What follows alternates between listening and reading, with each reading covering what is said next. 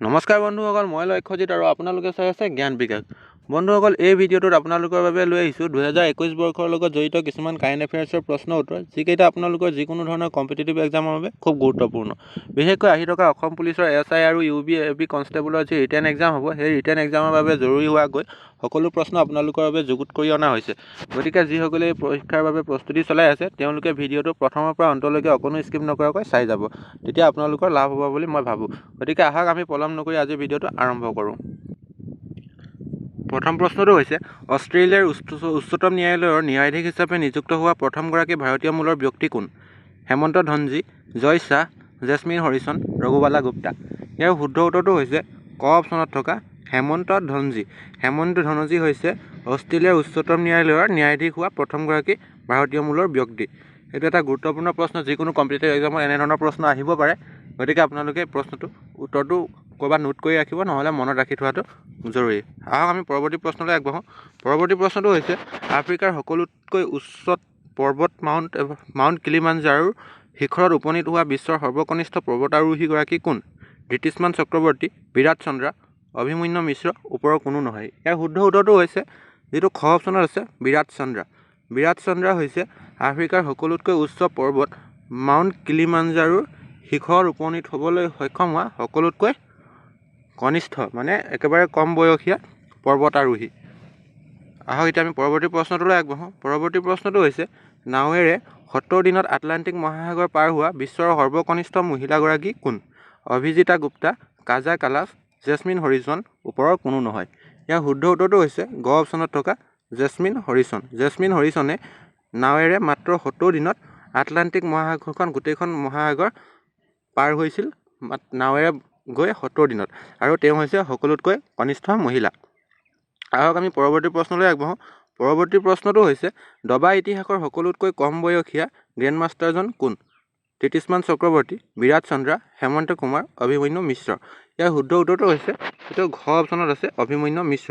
অভিমন্যু মিশ্ৰ হৈছে দবা ইতিহাসৰ, দবা অৰ্থাৎ চেছ হিষ্ট্ৰী, চেছ যিটো হয়, চেছৰ যি হিষ্ট্ৰী আছে, এই হিষ্ট্ৰীৰ ভিতৰত সকলোতকৈ কম বয়সীয়া গ্ৰেণ্ডমাষ্টাৰ। আহক আমি এতিয়া অন্য এটা প্ৰশ্নলৈ আগবাঢ়োঁ। পৰৱৰ্তী প্ৰশ্নটো হৈছে, ভাৰতীয় মূলৰ মাহমুদ জামালক কোন দেশৰ ন্যায়াধীশ হিচাপে নিয়োগ কৰা হৈছে? Canada, Afghanistan, Kazakhstan, Israel. ইয়াৰ শুদ্ধ উত্তৰটো হৈছে ক অপশ্যনত থকা কানাডা। ভাৰতীয় মূলৰ মাহমুদ জামাল নামৰ ব্যক্তিগৰাকীক কানাডাৰ ন্যায়াধীশ হিচাপে নিয়োগ কৰা হৈছে। আহক এতিয়া আমি অন্য এটা প্ৰশ্নলৈ আগবাঢ়োঁ। পৰৱৰ্তী প্ৰশ্নটো হৈছে, 2021 বৰ্ষৰ মিছ ইণ্টাৰনেশ্যনেল ৱৰ্ল্ড সন্মান কোনে লাভ কৰিছে? স্বৰ্ণাজ কৌৰ সান্ধু, অক্ষতা প্ৰভু, এণ্ড্ৰিয়া মিৰ্জা, জেছমিন হৰিচন। ইয়াৰ শুদ্ধ উত্তৰটো হৈছে খ অপশ্যনত থকা অক্ষতা প্ৰভু। ভাৰতীয় মূলৰ অক্ষতা প্ৰভুৱে 2021 বৰ্ষৰ মিছ ইণ্টাৰনেশ্যনেল ৱৰ্ল্ড সন্মান লাভ কৰিবলৈ সক্ষম হৈছে, আৰু স্বৰ্ণাজ কৌৰ সান্ধু আছিল 2021 বৰ্ষৰ মিছ ইউনিভাৰ্ছ সন্মান লাভ কৰা ভাৰতীয় মহিলা। মনত থাকিব সকলোৱে। পৰৱৰ্তী প্ৰশ্নলৈ আগবাঢ়োঁ, আৰু ইয়াতে আপোনালোকক কৈ থওঁ, যিটো গ অপশ্যনত আছে এণ্ড্ৰিয়া মিৰ্জা, তেওঁ আছিল 2020 বৰ্ষৰ মিছ ইউনিভাৰ্ছ। পৰৱৰ্তী প্ৰশ্নলৈ আগবাঢ়িছোঁ। পৰৱৰ্তী প্ৰশ্নটো হৈছে, আই এম ন' মেছায়া নামৰ গ্ৰন্থখন কোনে লিখি উলিয়াইছে? চনু চুড, মীনা আয়াৰ, ওপৰৰ দুয়োজন, ওপৰৰ সকলো ভুল। ইয়াৰ শুদ্ধ উত্তৰটো হৈছে যিটো আপোনালোকৰ গ অপশ্যনত আছে, ওপৰৰ দুয়োজন, অৰ্থাৎ চনু চুড আৰু মীনা আয়াৰ, এই দুয়োগৰাকীয়ে আই এম ন' মেছায়া নামৰ এই গ্ৰন্থখন লিখি উলিয়াইছে। আচলতে এইখন হৈছে চনু চুডৰ এখন অট'বায়'গ্ৰাফী। সাধাৰণতে অট'বায়'গ্ৰাফীখন এজন লেখকে নিজৰ জীৱন কাহিনীকে লিখে, কিন্তু ইয়াত এই অট'বায়'গ্ৰাফীখন যিখন আই এম ন' মেছায়া, এইখন আছিল চনু চুডৰ অট'বায়'গ্ৰাফী। এইখন লিখোঁতে তেওঁক অলপমান সহায় কৰিছে মীনা আয়াৰ নামৰ মহিলাগৰাকীয়ে। আহক আমি এতিয়া পৰৱৰ্তী প্ৰশ্নলৈ আগবাঢ়োঁ। পৰৱৰ্তী প্ৰশ্নটো হৈছে, অস্কাৰ বঁটা বিজয়ী প্ৰথম ভাৰতীয় মহিলাগৰাকীৰ শেহতীয়াকৈ নিধন হৈছে। কোন তেওঁ? কমলা আগৰৱালা, মিনতী গোস্বামী, জেছমিন হৰিচন, ভানু আথায়া। ইয়াৰ শুদ্ধ উত্তৰটো হৈছে ঘ অপশ্যনত থকা ভানু আথায়া। ভানু আথায়া শেহতীয়াকৈ নিধন হৈছে। ইয়াত আপোনালোকৰ আৰু এটা প্ৰশ্ন আহিব পাৰে, জিকে প্ৰশ্ন হ'ব, অস্কাৰ বঁটা বিজয়ী প্ৰথম ভাৰতীয় মহিলাগৰাকী কোন? তেতিয়া আপোনালোকৰ ইয়াৰ উত্তৰ হ'ব ভানু আথায়া। মনত ৰাখি থ'ব, এইটো এটা গুৰুত্বপূৰ্ণ প্ৰশ্ন। যিকোনো ধৰণৰ কম্পিটিটিভ এক্সামত এনেধৰণৰ ষ্টেটিক জিকে আহিব পাৰে। যদি আপোনালোকক সোধে অস্কাৰ বঁটা বিজয়ী প্ৰথম ভাৰতীয় মহিলাগৰাকী কোন বুলি, তেতিয়া আপোনালোকে এইটো উত্তৰ হ'ব ভানু আথায়া, আৰু তেওঁৰ শেহতীয়াকৈ মৃত্যু ঘটিছে। আহক আমি অন্য এটা প্ৰশ্নলৈ আগবাঢ়োঁ। পৰৱৰ্তী প্ৰশ্নটো হৈছে মেয়ৰ পদত নিযুক্ত হোৱা দেশৰ সকলোতকৈ কম বয়সৰ মহিলাগৰাকী কোন? আৰ্যা ৰাজেন্দ্ৰন, ভানুমতী ঘিৱাল, মনীষা কুমাৰী, মিন্টি আগৰৱালা। ইয়াৰ শুদ্ধ উত্তৰটো হৈছে ক অপশ্যনত থকা আৰ্যা ৰাজেন্দ্ৰন। তেওঁ মেয়ৰ পদত নিযুক্ত দেশৰ সকলোতকৈ কম বয়সৰ মহিলা হিচাপে পৰিগণিত হৈছে। তেওঁৰ বয়স মাত্ৰ 21 বছৰ আৰু তেওঁ কোনখন পৌৰ নিগমৰ মেয়ৰ হৈছে বুলি সুধিলে ইয়াৰ প্ৰশ্ন হ'ব তিৰুৱনন্তপুৰম। সেইটো হৈছে ক'ত আছে? কেৰালাত আছে। মনত ৰাখিব সকলোৱে। আহক আমি অন্য এটা প্ৰশ্নলৈ আগবাঢ়ো। পৰৱৰ্তী প্ৰশ্নটো হৈছে এছিয়ান ক্ৰিকেট কাউন্সিলৰ অধ্যক্ষ ৰূপে নিযুক্ত নতুনকৈ কাক নিয়োগ কৰা হৈছে? সৌৰভ গাংগুলী, জয় শাহ, অনুৰাগ ঠাকুৰ, কুমাৰ সাংগাকাৰা। ইয়াৰ শুদ্ধ উত্তৰটো হৈছে খ অপশ্যনত থকা জয় শাহ। জয় শাহক শেহতীয়াকৈ এছিয়ান ক্ৰিকেট কাউন্সিলৰ নতুন অধ্যক্ষ হিচাপে নিয়োগ কৰা হৈছে।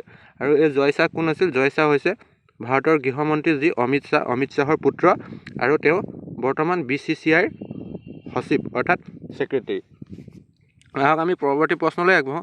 পৰৱৰ্তী প্ৰশ্নটো হৈছে শেহতীয়াকৈ নিধন হোৱা বিৰজু মহাৰাজ কোনবিধ নৃত্যৰ সৈতে জড়িত আছিল?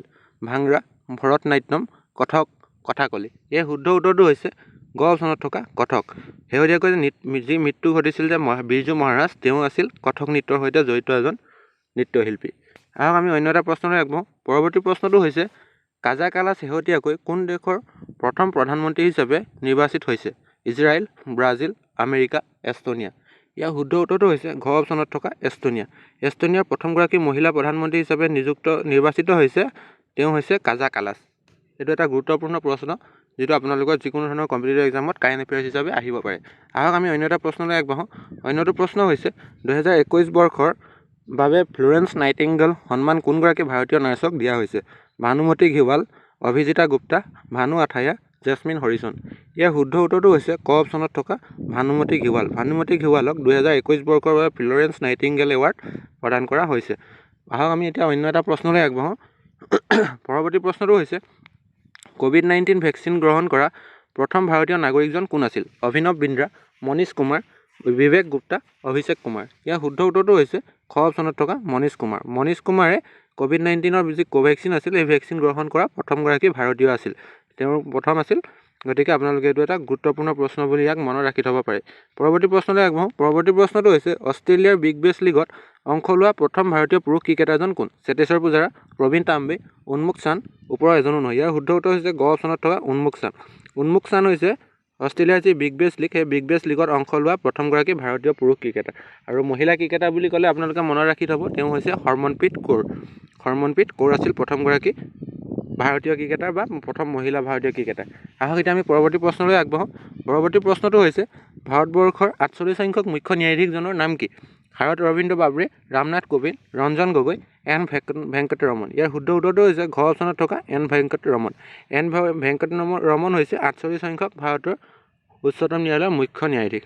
ইয়াৰ আগতে আছিল ভাৰত অৰবিন্দ বাবৰে আৰু তেওঁৰ আগত আছিল অসমৰ সন্তান ৰঞ্জন গগৈ। আহক আমি অন্য এটা প্ৰশ্নলৈ আগবাঢ়ো। পৰৱৰ্তী প্ৰশ্নটো হৈছে অসমৰ প্ৰথমগৰাকী মহিলা বিত্তমন্ত্ৰী কোন? অজন্তা নেওগ, বিজয়া চক্ৰৱৰ্তী, সুস্মিতা দেৱ, আঙুৰলতা ডেকা। ইয়াৰ শুদ্ধ উত্তৰটো হৈছে ক অপশ্যনত থকা অজন্তা নেওগ। অজন্তা নেওগ হৈছে অসমৰ প্ৰথমগৰাকী মহিলা বিত্তমন্ত্ৰী। অসমৰ ইতিহাসৰ ৰাজনীতিক ইতিহাসৰ যি প্ৰথমগৰাকী মহিলা বিত্তমন্ত্ৰী হৈছে তেওঁ হৈছে অজন্তা নেওগ।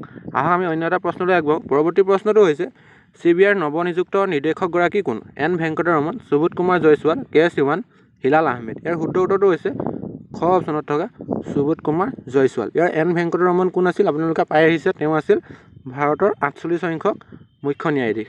আহক এতিয়া আমি পৰৱৰ্তী প্ৰশ্নলৈ আগবাঢ়ো।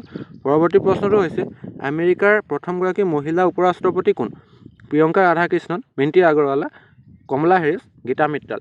ইয়াৰ শুদ্ধ উত্তৰটো হৈছে গ অপশ্যনত থকা কমলা হেৰিছ। কমলা হেৰিছ হৈছে আমেৰিকাৰ প্ৰথমগৰাকী মহিলা উপ ৰাষ্ট্ৰপতি আৰু এই কমলা হেৰিছ কোন দেশৰ? তেওঁ হৈছে এগৰাকী ভাৰতীয় মূলৰ মহিলা, ইণ্ডিয়ান অৰিজিন মহিলা তেওঁ। আহক আমি পৰৱৰ্তী প্ৰশ্নলৈ আগবাঢ়ো। পৰৱৰ্তী প্ৰশ্নটো হৈছে আন্তঃৰাষ্ট্ৰীয় ৰেঞ্জাৰ সন্মান লাভ কৰা এছিয়াৰ প্ৰথম ব্যক্তিগৰাকী কোন? মনীষ কুমাৰ, সুবোধ জয়ছোৱাল, হিলাল আহমেদ, মহেন্দ্ৰ গিৰি। ইয়াৰ শুদ্ধ উত্তৰটো হৈছে ঘ অপশ্যনত থকা মহেন্দ্ৰ গিৰি। আন্তঃৰাষ্ট্ৰীয় ৰেঞ্জাৰ সন্মান লাভ কৰা প্ৰথমগৰাকী এছিয়ান ৰেঞ্জাৰ হৈছে মহেন্দ্ৰ গিৰি। মনত থাকিব সকলোৱে। আহক আমি এতিয়া অন্য এটা প্ৰশ্নলৈ আগবাঢ়ো। পৰৱৰ্তী প্ৰশ্নটো হৈছে প্ৰিয়ংকা ৰাধাকৃষ্ণনে শেহতীয়াকৈ কোন দেশৰ প্ৰথমগৰাকী ভাৰতীয় মূলৰ মন্ত্ৰী হিচাপে নিযুক্ত হৈছে? প্ৰিয়ংকা ৰাধাকৃষ্ণন তেওঁ ভাৰতীয় মূলৰ প্ৰথমগৰাকী মন্ত্ৰী হিচাপে নিযুক্ত হৈছে নিউজিলেণ্ড দেশৰ। গুৰুত্বপূৰ্ণ প্ৰশ্ন, মনত ৰাখি থ'ব নামটো আৰু দেশখন, এইটো মনত ৰাখি থকাটো খুব গুৰুত্বপূৰ্ণ। আহক এতিয়া অন্য এটা প্ৰশ্নলৈ। পৰৱৰ্তী প্ৰশ্নটো হৈছে ৰাফেল বিমান উৰুৱাবলৈ সক্ষম হোৱা প্ৰথম ভাৰতীয় পাইলটজনৰ নাম কি?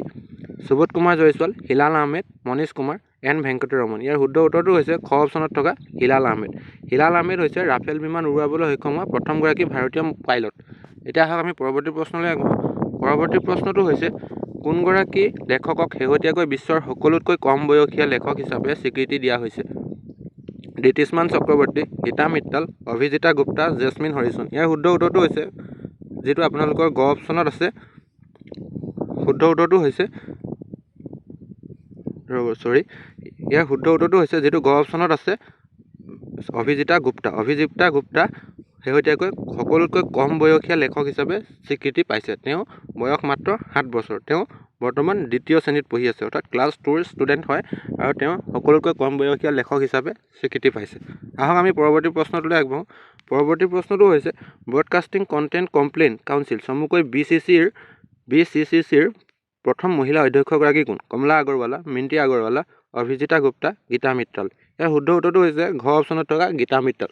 গীতা মিত্তালে শেহতীয়াকৈ BCCৰ প্ৰথমগৰাকী মহিলা অধ্যক্ষ হিচাপে কাৰ্যনিৰ্বাহ আৰম্ভ কৰিছে। আহক এতিয়া আমি পৰৱৰ্তী প্ৰশ্নলৈ আগবাঢ়োঁ। পৰৱৰ্তী প্ৰশ্নটো হৈছে যুদ্ধ সেৱা পদক লাভ কৰা প্ৰথম ভাৰতীয় মহিলাগৰাকী কোন? Minty Agarwala, Gita Mittal, Abhijita Gupta, হৰ্ষৱন্তী beast. ইয়াৰ শুদ্ধ উত্তৰটো হৈছে ক অপশ্যনত থকা মিণ্টি আগৰৱালা। মিণ্টি আগৰৱালাই শেহতীয়াকৈ যুদ্ধ সেৱা পদক লাভ কৰিছে আৰু তেওঁ এই পদক লাভ কৰা প্ৰথমগৰাকী ভাৰতীয় হিচাপে পৰিগণিত হৈছে। বন্ধুসকল, আজিৰ ভিডিঅ'টো ইমানতে অন্ত পৰিল। ভিডিঅ'টো প্ৰথমৰ পৰা অন্তলৈকে চাই যোৱাৰ বাবে সকলোকে ধন্যবাদ জনালোঁ। যদি ভিডিঅ'টো ভাল লাগিল তেনেহ'লে লাইক কৰিব আৰু কমেণ্ট কৰি কেনে পালে জনাব। লগতে নিজৰ বন্ধু বান্ধৱীসকললৈ শ্বেয়াৰ কৰিব আৰু চেনেলটো ছাবস্ক্ৰাইব কৰি দিবলৈ নাপাহৰিব। ছাবস্ক্ৰাইব কৰি দি কাষতে থকা নটিফিকেশ্যন বেলটো বজাই থ'ব, যাতে আপোনালোকৰ বাবে মই প্ৰস্তুত কৰা এনেধৰণৰ সকলো ভিডিঅ' আপোনালোকে সময়মতে পাবলৈ সক্ষম হয়। সকলোৰে দিনটো শুভ হওক। ধন্যবাদ।